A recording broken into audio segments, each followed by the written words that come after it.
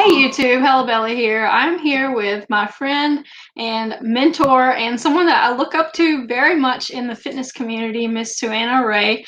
And we're here today to talk a little bit about her journey as a health coach and how she lost 170 pounds and has kept it off naturally for 7 years. And so we're just going to go into her background and she's going to give us her philosophy on fitness and kind of talk to you a little bit about what her daily life looks like now that she is a health coach. So I guess you want to start out by telling them a little bit about what you do now? Yeah, sure. That's great. I call myself a health coach. I do a lot of things, actually. I am a group fitness instructor as well as a personal trainer. I am a yoga therapist.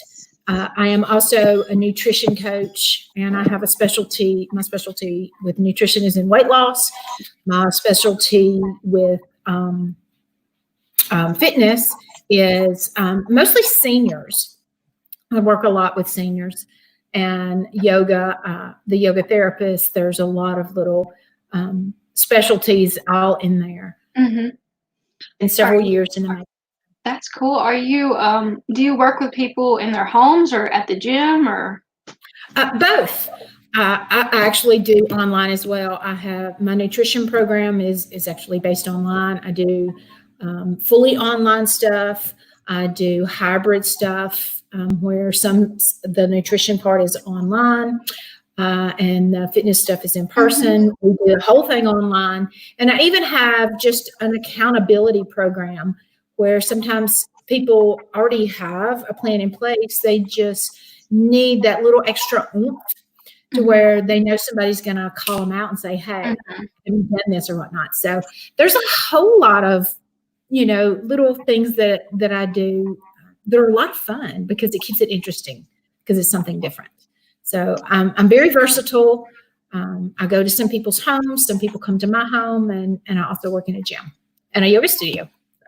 Okay, so you told me that you lost 170 pounds, but there is not a lot of footage of past you on your Instagram. Do you think that you just didn't take a lot of pictures back then, or can you talk about life before and life now? Sure. There actually are not a whole lot of pictures. I was usually the one taking the picture. The last time I weighed before I started my weight loss journey, I was over 325 pounds. I was very large. I was very uncomfortable in my body. I was very uncomfortable with who I was. And I was actually embarrassed to have my photograph taken because I was so large. And it's, I'm not going to lie, there's not that many photographs of me. There's a few. Usually it's when I had to be photographed. I was very active in civic communities. I was part of the Fair Association. I ran the Saddle Club. I was the executive producer for the Nightlight Theater. So there were photos that I had to take for, business purposes and things like that. But other than that, most of the time, and family photos, it was hidden in the back with my face, things like that. Yeah, and you're a mom, so you're the one who always has to take the pictures, right? Yes, that's right. So, did you just decide, I guess, to lose weight, or was it just sort of a realization, or? I'll be honest with you. I have had a weight issue all my life. I've yo-yo dieted most of my life. Yeah. There were a few times where I got really large. The thing is, my thing with weight started when I was very young. I was more of what they used to call husky child. I was put on my first diet when I was 9 years old. Oh my gosh. So you've been dieting for almost your entire life. Well, see, and the thing is, I look back at the photographs when I was that age, and I was just child size. But of course, back then you were supposed to be a 00. Yeah. And I was definitely not a 00, but I wasn't huge by any means. But I was much larger than what people thought was aesthetically pleasing.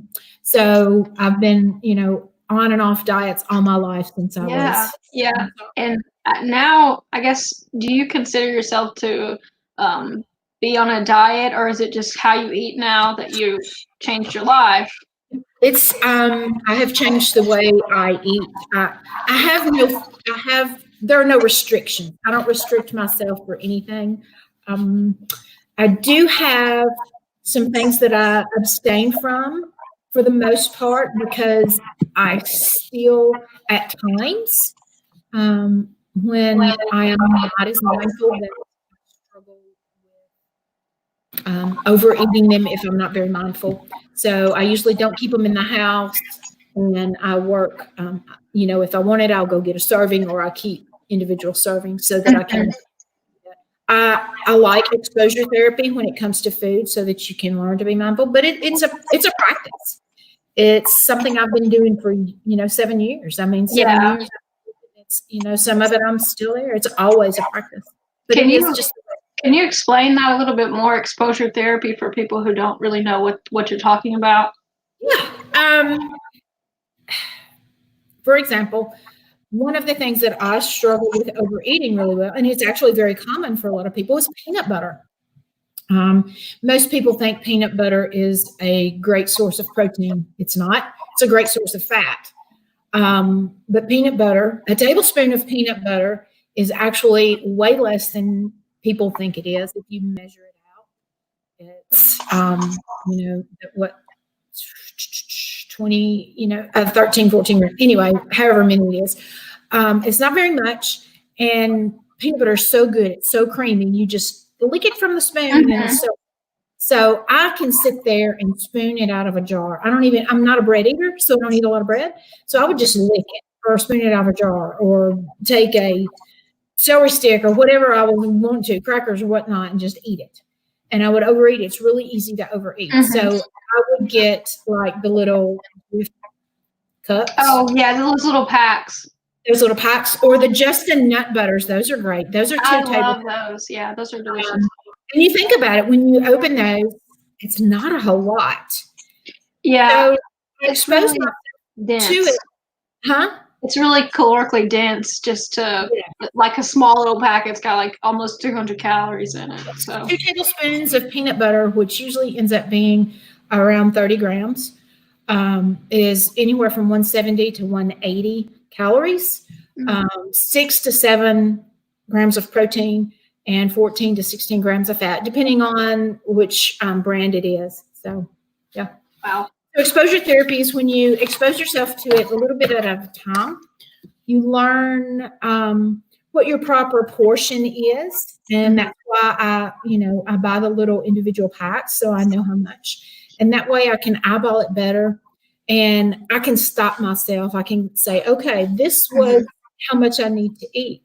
And so I would have to consciously and make the choice to overeat it, because when it comes to peanut butter, 4 tablespoons, that's 400 calories. That's a lot. Yeah, and eating from a pack, you have to open another pack. Like, it's not like eating from the jar. So it makes you be mindful. So, and that's how I do exposure therapy. Same thing. I used to be that way with other foods too, but right now, the only one that, I can, I'm very good at other things, but that's the one that I've struggled with for years. Oh, okay. Well, do your clients ask you about calorie counting? Do you advocate for that as a teaching tool, or how do you feel about calorie counting in general for weight loss? It depends on the person. The truth is, when you get right down to it, the only way to lose weight is through a calorie deficit. For some people, calorie counting is obsessive. For some people, it's educational. But you can still calorie count without actually counting the calories.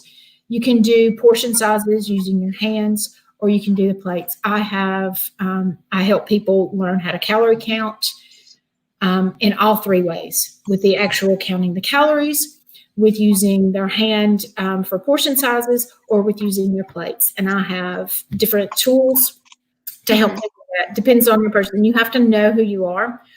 but I start for the most part with most people loosely counting calories just so that they can understand how much they're eating per portion. Mm-hmm. If you don't understand what each food, how many calories each food has per size, it's easy to lie to yourself. And, Yeah. I would I mean, think it really, that you almost are in denial about it, because I know I've talked to a lot of people who they didn't change their diet, but they did count calories for like a week, and they're like, I'm eating like 4,000 calories a day. no, but it goes in phases. I start with people just being aware of what they eat. We don't start off counting calories.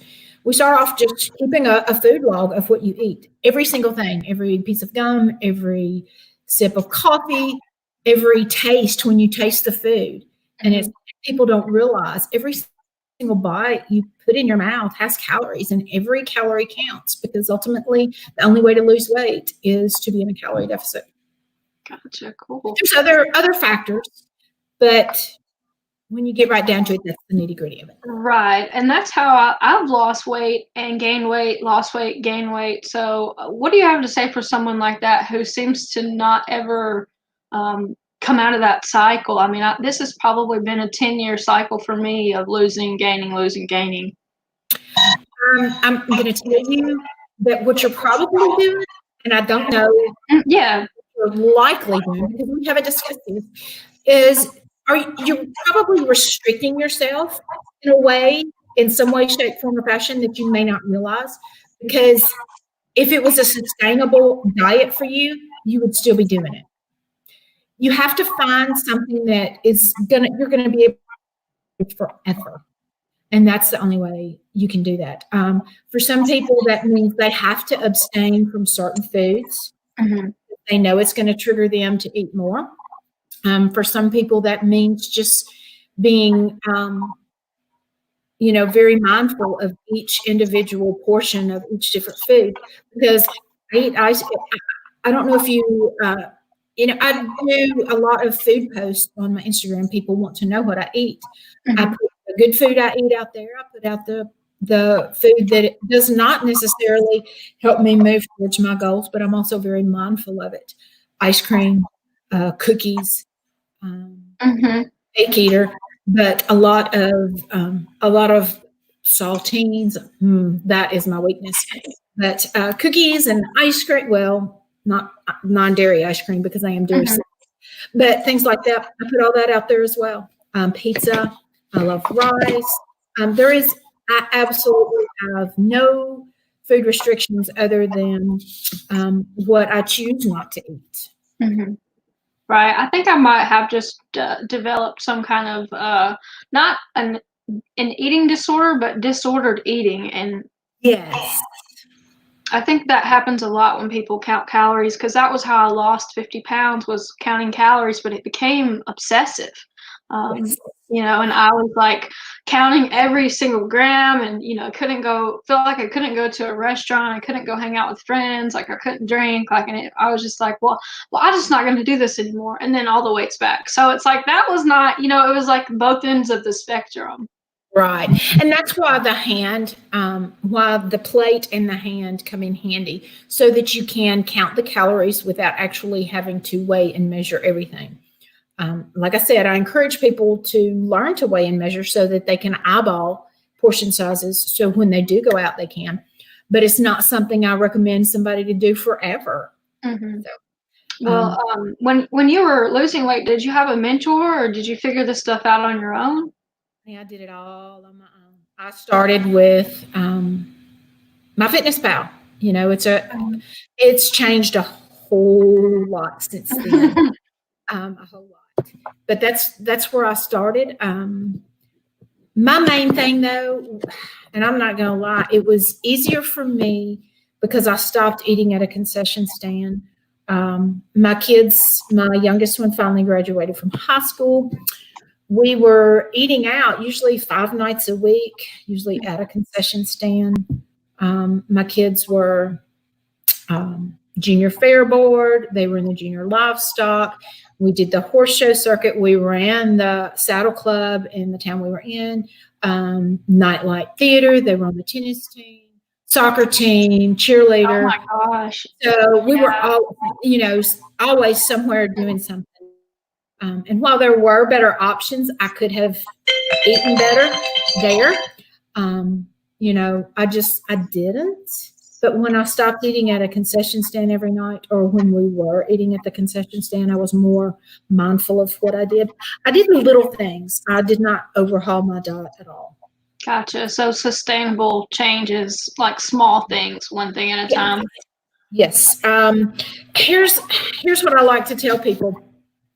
You can't do big things in life until you do the small things first, because it's the small changes over time that create your dramatic results. So you start with the small changes. Yeah. And you stack and build your habits one at a time.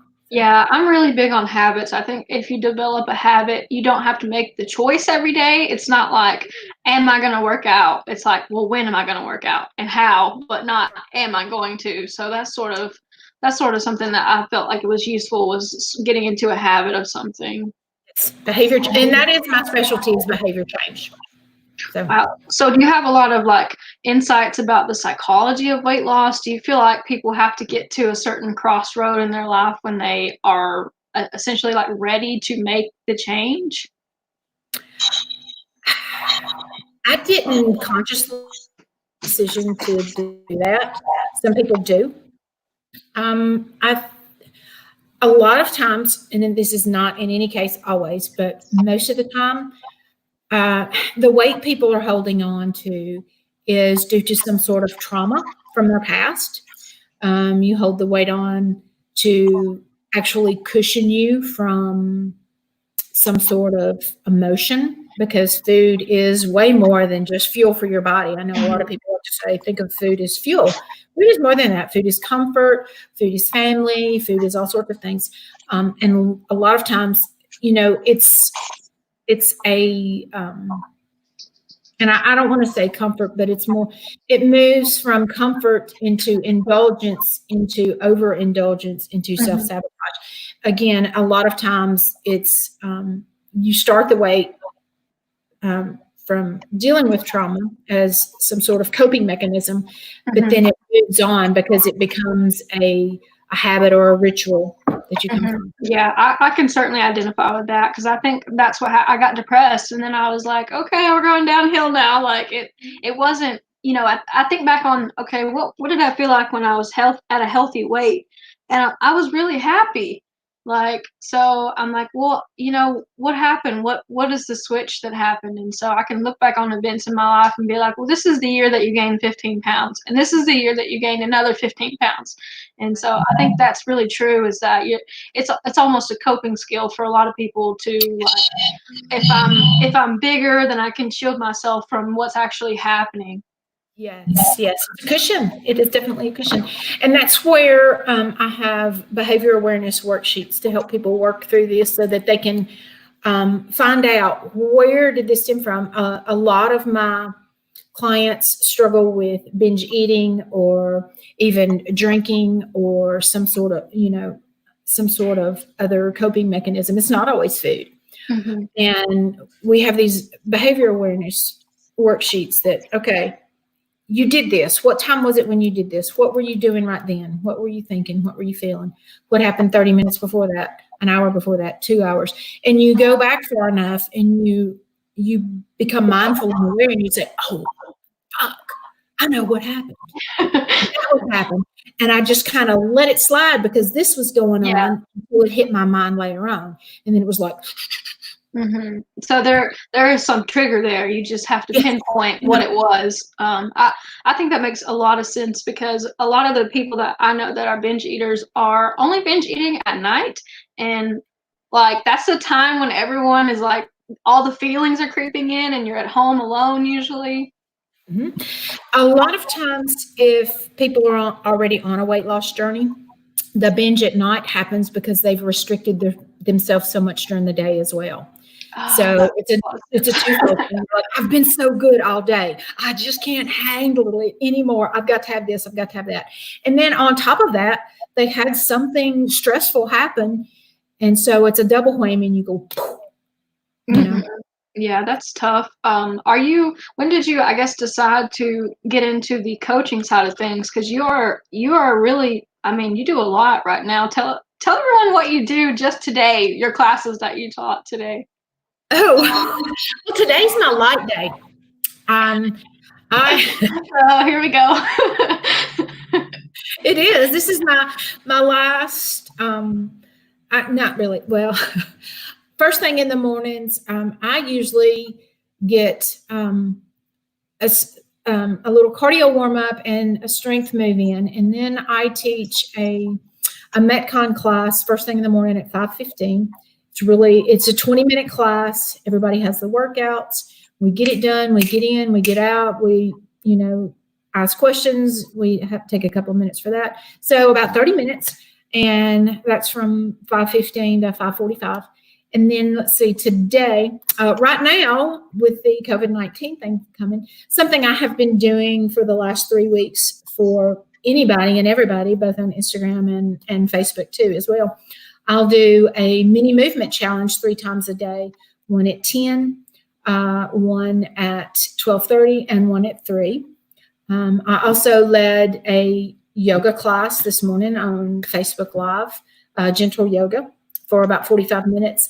And I had a personal training client that we did through Zoom.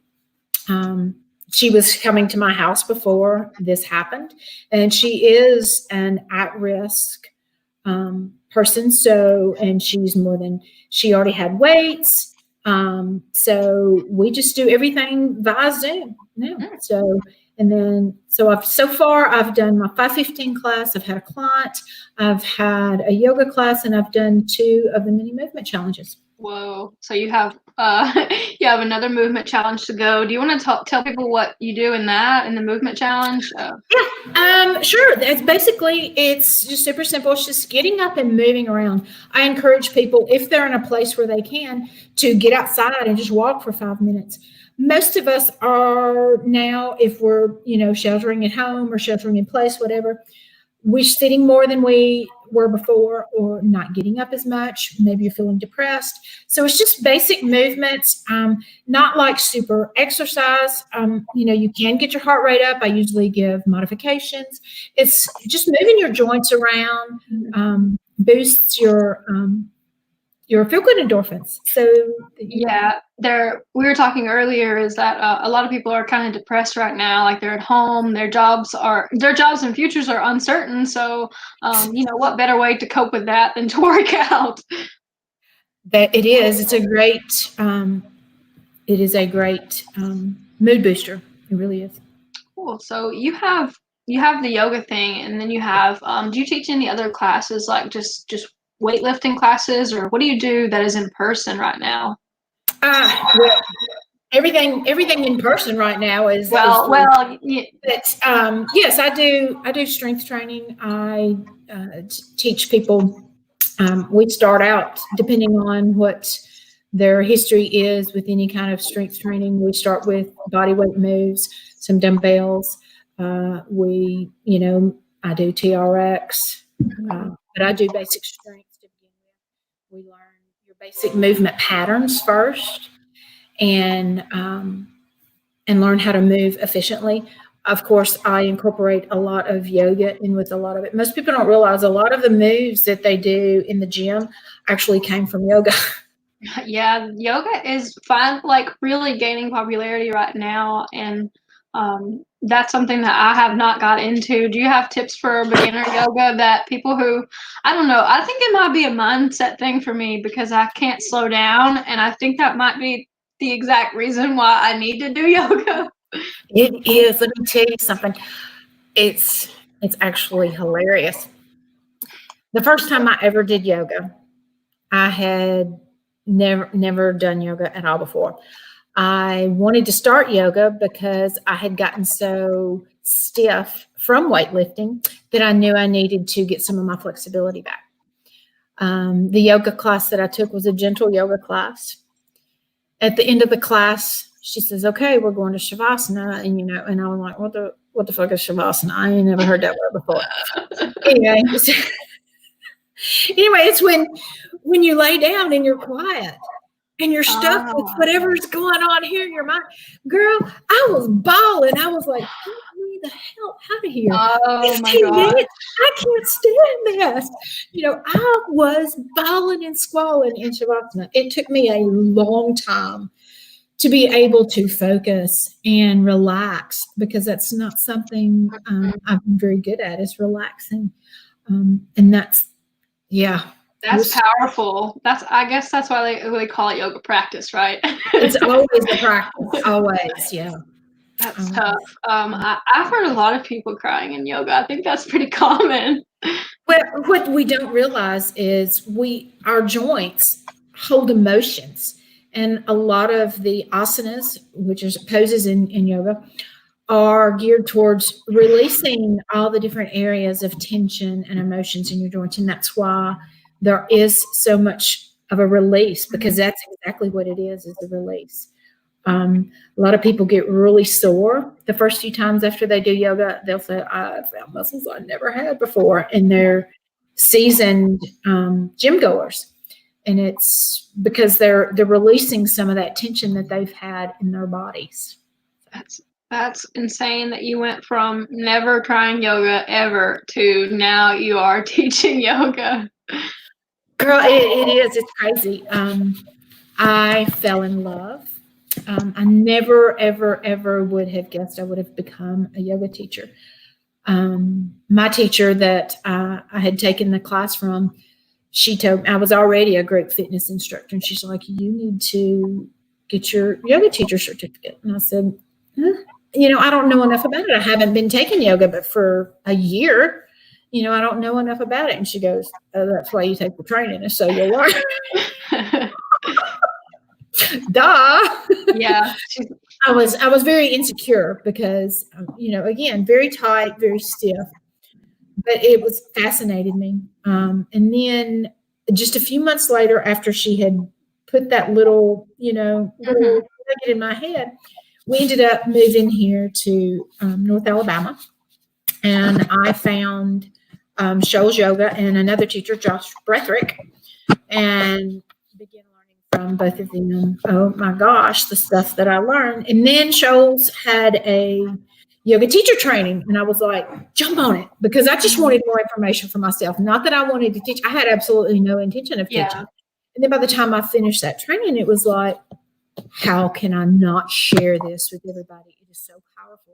It completely changed my life. I had actually, one of the people that I had been following on Instagram and Facebook when I first started my journey was a yoga teacher, and I didn't realize a lot of the stuff that she put in some of the programs. She was also my coach, my fitness coach, that she put in her programs was yoga without, but she didn't call it yoga. So I was getting more yoga than I actually knew. It was the philosophy of yoga, not the actual postures, the asana, stuff like that. And so I see a lot of people who are mindfulness people and meditation people are also yoga people. Like, it's all an overlap. If you start to get interested in one, it's like you can't help but find the others. So do you think being a yoga instructor and everything really ties into the weight loss career and the helping people lose weight? Do you think it's all interconnected? No, it definitely is. And that's the thing. Weight loss, and most people don't realize this, weight loss is 20% exercise. And it actually doesn't have to be, it can be 0% exercise. You do not have to exercise to lose weight. You can, now, granted, you will not have the body you want. You will not have the tight, toned body you want, but you will lose weight. You can lose weight with nothing but nutrition. But exercise is 20%, weight loss is 20% exercise, 80% nutrition. It's 100% mindset. It's all about behavior change, shifting your thinking, shifting the way your mind thinks about food, about what food is for, about how it works, how you put things in your body, and why you do things. It's all about what's going on up here. Every bit of it. Are there like common beginner mistakes that you see people making? Maybe there's something that stands out to you, because I know a lot of the fitness people that I see are really heavily exercises what's on their pages, and I'm like, I don't really feel like that's really what is going to get them to lose weight. Like, it's food, right? Yes. Are there things that you see that people do repeatedly that is not helping them along the way? Yes, there's several things. The most common mistakes I see is most people try to do a complete overhaul. They try to do everything all at once. It's fun. Again, you can't do the big things if you don't do the little things first. The first thing that I usually start my clients out with is to ask them what is one thing they can do every day, one little 5-minute action that they can do every day. And they get to choose their own. I don't tell them what to do. Or, if they can't think of anything, I'll say, well, drink 1 extra glass of water a day. So we find some sort of habit that they do every single day without even thinking about it. One of their natural rituals, like you get up in the morning and you brush your teeth. So, and this is just one of my common ones. So you get up in the morning and you brush your teeth. So have your cup right there, drink you 8 ounces of water right then. You've got 8 ounces of water in at the get-go. You've done something good for yourself. Hell yes, you've got to win first thing in the morning. Sweet. So, it's just in stacking habits. It's like that. Mm-hmm. So that's cool. Yeah, the biggest thing is everybody tries to overhaul instead of doing one thing. And I usually encourage people to do one nutrition thing, one fitness thing, and one mindset thing. Mm-hmm. So if they just did that, nothing else but that, they would have devoted 15 minutes a day to changing. Yep. So, and you would be amazed at what that little bit does. The second thing, the biggest mistake that people tend to have is not enough patience. They want something really fast. I can relate. It takes a lot of work and it takes a lot of time. It's really simple, but it's not easy. And people don't want to do the work. We are a convenient society.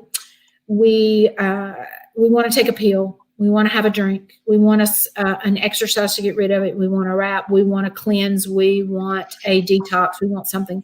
We want a supplement that's going to do it. No, it's going to take work. It's going to take mindfulness. It's going to take patience. And, I have people say, I've reached a plateau. How do I get past this plateau? You keep going. You don't stop. Because what's the other option? If you stop, you go back to where you were before. Keep going. If you are consistent, and that's another thing, check your consistency. Because if it takes an average of 66 days to create a habit, most people can't continue with a habit for 30. If you go for a 30-day habit and you miss 25 days, you're not even 80% consistent. Wait, if you go for 30 days and you just miss 5 days and you only get 25 days, you are not even 80% consistent. Yeah. So you think the smaller the habit change, the more likely that you're going to be consistent with it. Yes, and shifts. You're not going to be able to shift from eating junk food to only clean food. So you make or what is clean? You wash it, right? Yeah. That's what people say. I eat clean, and I'm like, yeah. Wash your food, yay! I think most people know the difference in an apple and a bag of chips, so they just don't want to acknowledge it. Well, and my thing was I shifted from cereal to eating, from cornflakes or Cheerios to the Fiber One. And instead of milk, I had Greek yogurt with it, mixed it with Greek yogurt. Mhm. But now to start off with, I had the fruited Greek yogurt, stuff like that. Mhm. And then I shifted again and changed from the cereal and the Greek yogurt to Greek yogurt and fruit. Mhm. And then I went from Greek yogurt and fruit to like a frittata, that had a lot of protein plus vegetables in it. So, Mhm. just little shifts. It's like, okay, this works well. What's 1% better? What can I do that's just 1% Yeah. better? So, Do you feel like after you start eating healthy, you don't really want to eat the unhealthy food as much? oh my gosh, yeah. My body actually craves more healthier items than it does junk food, unless I start going and eating a whole bunch of sugary Mhm. stuff. So it does. Yeah, Start- I kind of felt that way when I start eating better or eat at least eating less sugary things is when I'm like, oh, I'm really craving like a steak or I'm craving like Yeah. some guacamole or something. Taking a look at my questions here because I'm trying to stay on topic. Oh, this is one that I kind of want to ask you about, and I hope that I'm not putting you on the spot about it. But how do you feel about like the body positivity slash fat acceptance slash health at every size slash people who are in major denial? Um, you know, I'm really glad you asked this question, and I will probably get a lot of flack for my answer, but oh well. My views are just that, my views. And I will be honest, they shifted over time and changed over the years as to what they are now. I disagree with it in the thought that people tend to say, love your body as it is right now, or you're perfect as you are. I call bullshit. Because if you're perfect as you are now, that means there is absolutely no room for improvement and you are absolutely perfect. But what if you don't like the way you are now? What if you don't like that perfection? What if you want to change? I mean, that puts a hell of a lot of pressure on somebody when somebody says you're perfect just the way you are. I mean, we don't look at it from that perspective. I try to look at things from all different kinds of perspective. Now, you do have to accept your body or your circumstance or whatever it is for what it is at this moment. And you can still do something better. But what is better, Mhm. depends on you. And for some people, it doesn't have anything to do with weight. It has to do with mindset.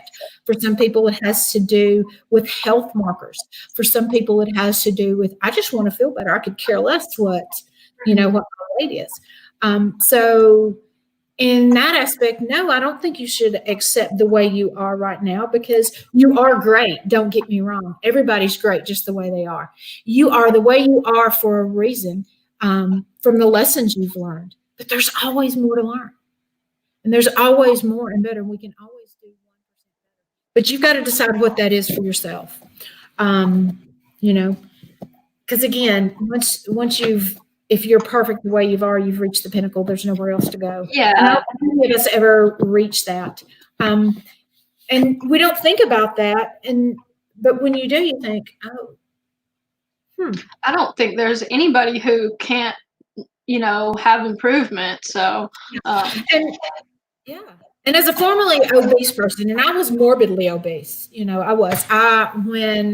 was in a size 28, and I'm now 4'6", and I've ranged anywhere from a 6 to a 10 throughout this whole last 7 years, up and down a little bit. I'm more than aware of fat shaming. I've had it happen to me many times. mhm. I've even, fat shamed myself. Yeah, what fat person hasn't fat shamed themselves? And I'm sitting there thinking, oh, fuck. But and it's not all about the food. Like I said, very seldom is being fat or being obese or overweight. Very seldom is it actually about the food. There's something underlying Mhm. all the time. I know it was with me. Yeah. It is with most of my clients too.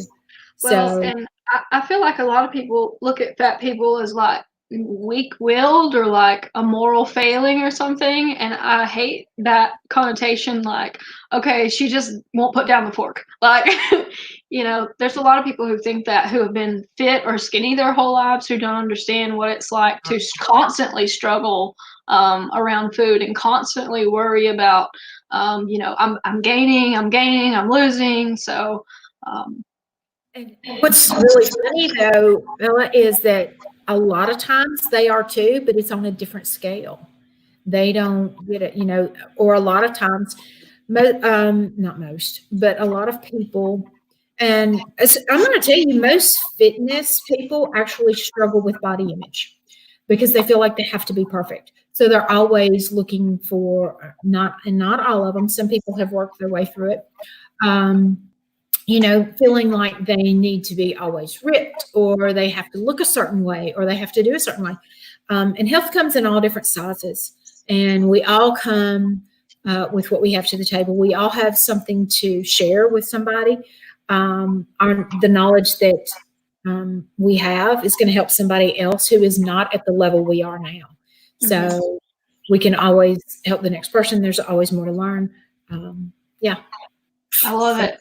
I've certainly had a lot of influence from you. I don't know if you know that or not, but ever since I met you and you came on my radar, I was like, she is awesome. Like, I fangirled you so hard.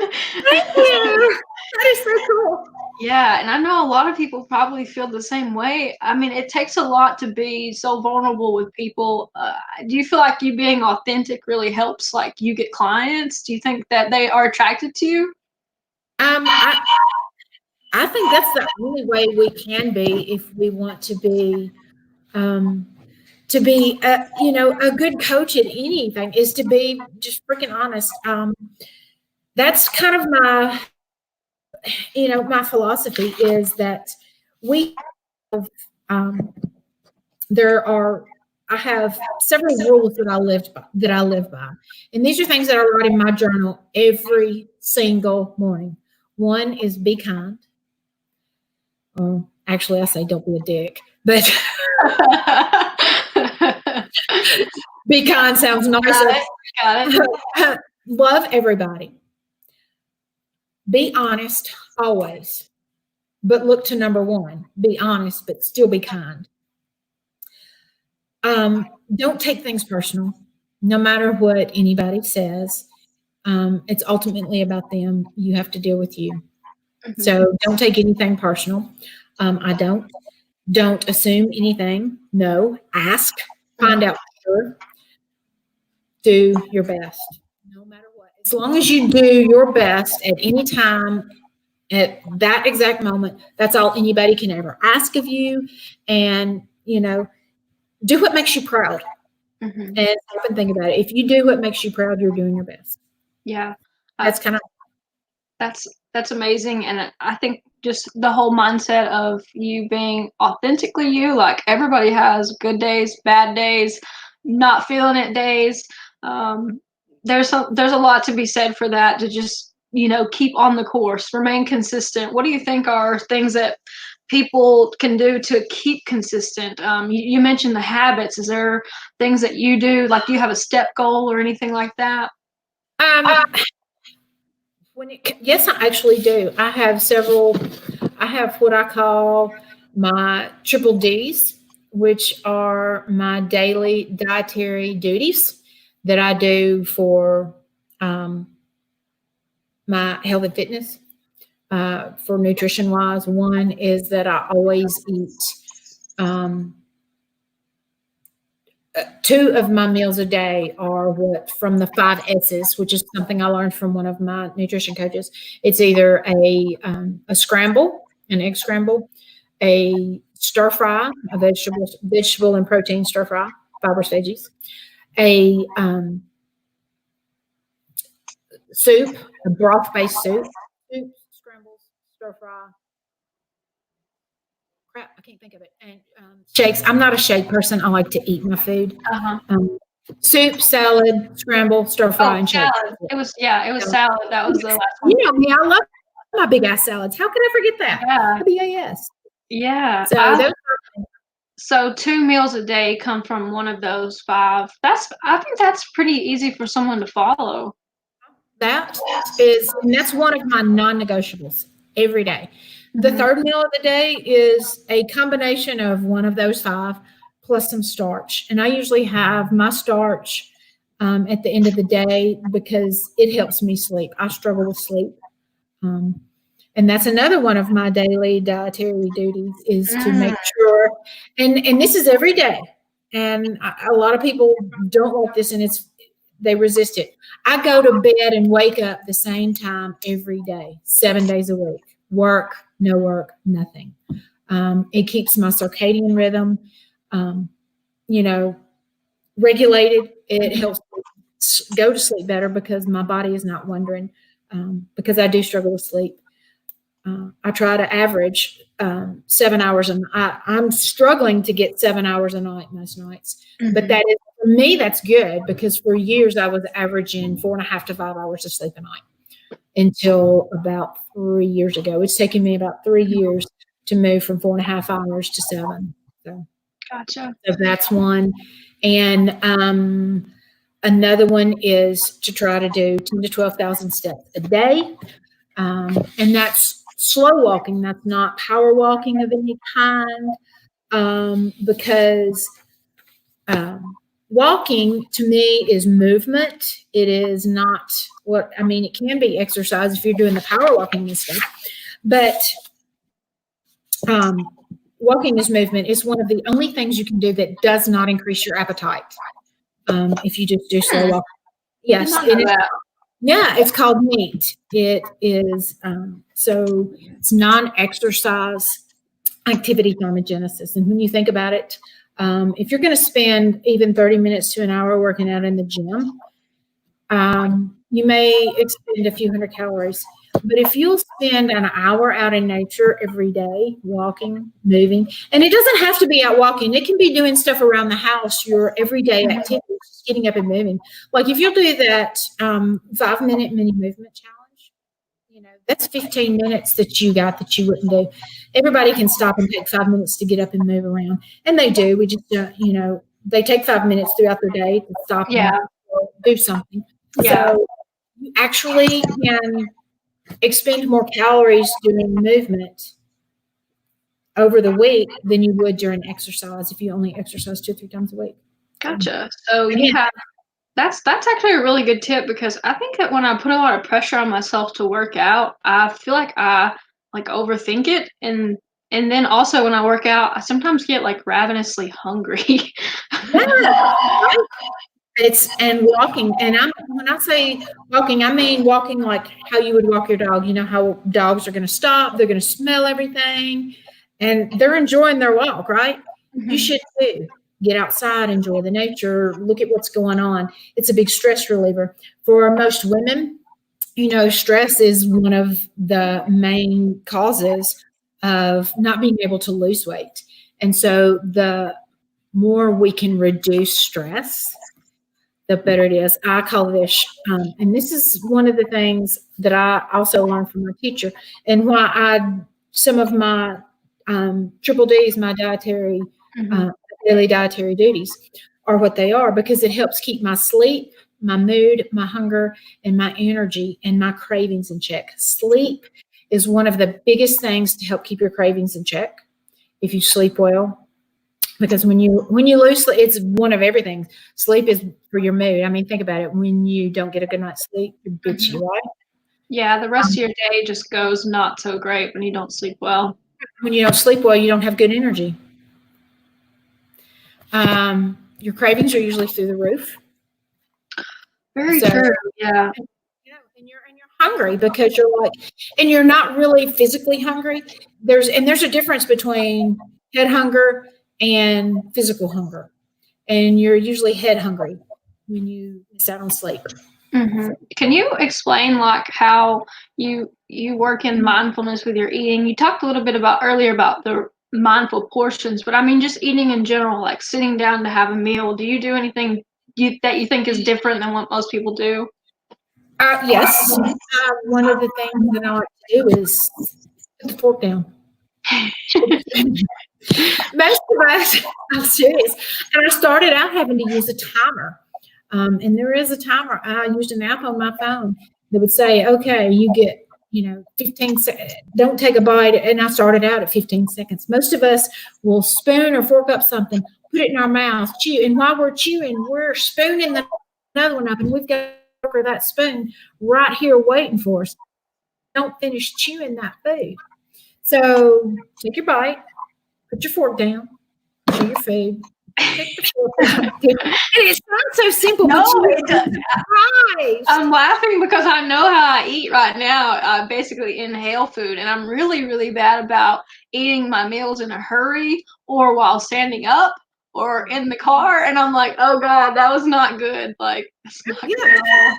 Sit down at the make it a thing. Sit down at the table. Meals should last at least 20 minutes. Snacks 10 to 15.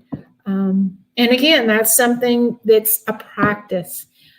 What I like to encourage my clients to do to become mindful, and that's another one of the behaviors that we teach, is to eat slow.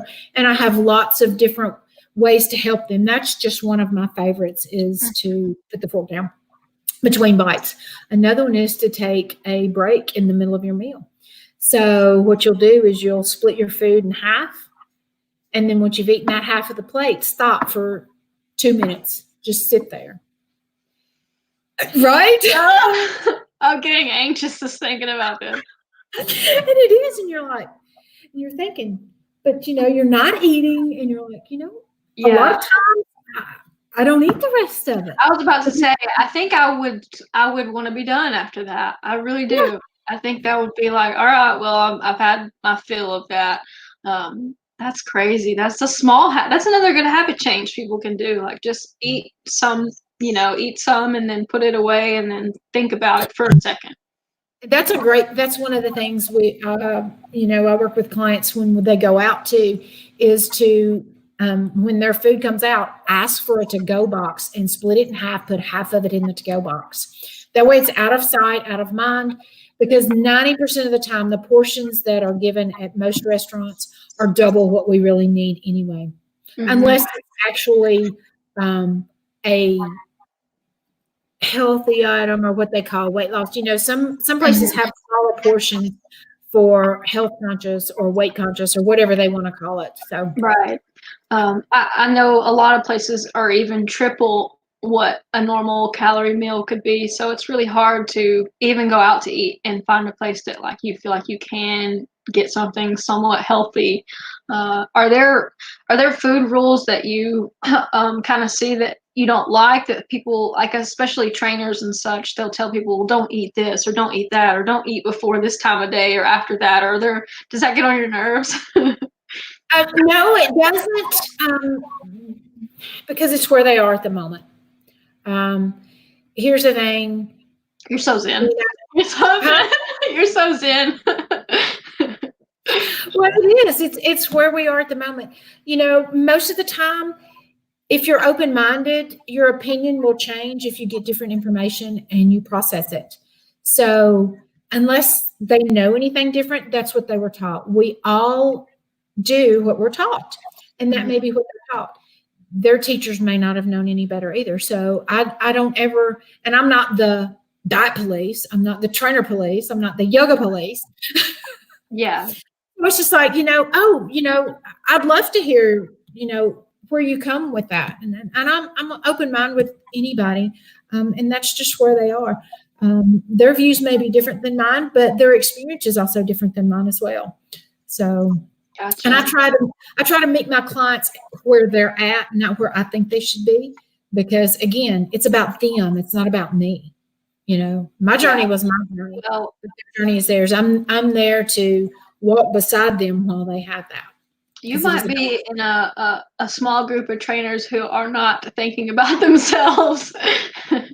I think that's what makes a genuinely good teacher and a selfless person, is to think like, how can I help them not worry? So it's natural, I think, for people to worry about themselves.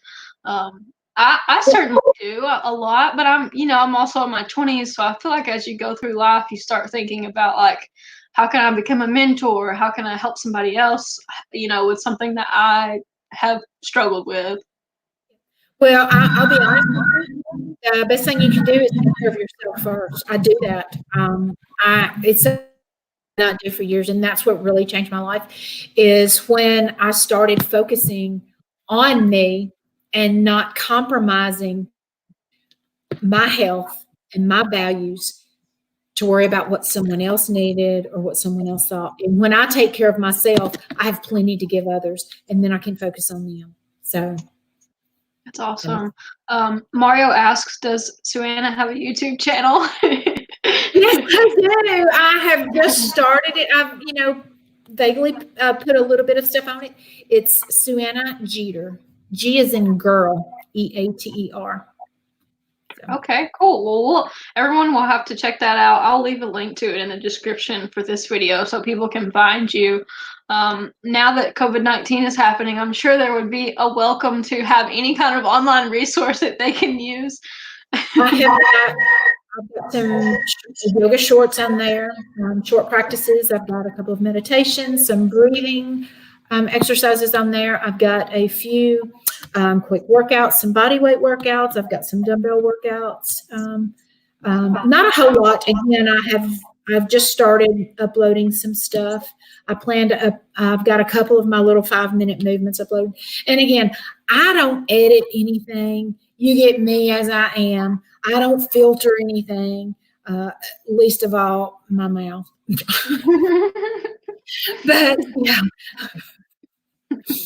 Well, So, I think it'll be great. I would love to see more channels like that the person is just themselves and there's not like edit after edit after edit. Like it just and it takes forever to edit all those videos. So what you see is what you get with me, and either you like me or you don't, and I don't care. The people who, I have a T-shirt or sweatshirt. It says, "I'm not for everybody," and I'm perfectly fine with that because that's where you are and that's where I am. So. Mm-hmm. Awesome. So you have your channel, and then they can also find you on your Instagram. I'll put that in the description below as well. But thank you so much for coming on. I've really enjoyed it. Is there anything else that you want to end on, or anything that we haven't brought up that you want to talk about? Wow. I mean, we've covered so much. Yeah, we have. I think there's definitely enough for us to have another video chat in the future because I feel like we scratched the surface, but there's so much value that you could give. You have like a really long list of skills, and I'm just so impressed by you. Everything that you do is like, I'm like, damn, how can I be more like this? Like that's so I just want you to know. Thank you. It's funny. I'm gonna tell you something. And this was hilarious. The first, you gave me a list of questions that you had thought about. And it's really, really funny because the very first question I think you had on your list was, how did I get into fitness? And I just laughed when I saw that because, believe it or not, the very first time I ever did any fitness related stuff, and this is how this has evolved. I used to teach aerobics classes in the basement of my dorm room in college for beer money. That was an honest living. Seriously, I did. One night a week, I would cut hair. They would line up in the hallway for haircutting, and 2 nights a week, I would teach aerobics classes in the basement for beer money. This is amazing. You're truly a self-starter then. So you've always been like this. This is not new. Well, right. And then I did water aerobics for a long time. And then just, it's been off and on throughout the years until finally, I decided to make it my career. So.